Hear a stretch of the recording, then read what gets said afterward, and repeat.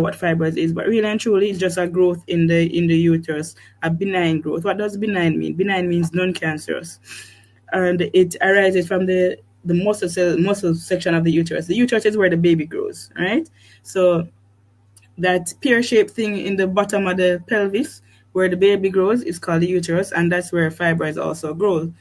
The fibroids, as I mentioned before, goes from the muscle part, which is the middle part. So the uterus are three layers. The parts that shed when you're having your period, the muscle part, and the outer part that protects the uterus from the bowel and the tripe and so forth.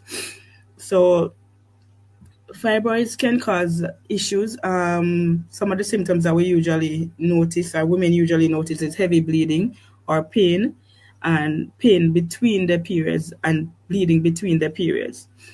Depending on the location of the fibroids, and it can also cause decreased fertility, meaning that if the fibroids, as I mentioned, is from the muscle, but it can be from the muscle protruding to the inner part where it usually sheds. If it's protruding to the inner part, that's what we call a submucosal fibroids. Depending on the size, if it's more than 5 centimeters, we tend to be a little bit more cautious, and it can prevent implantation of a fetus or a baby in that particular area. So when it becomes when it gets to that size, we start to consider removing it now. Okay.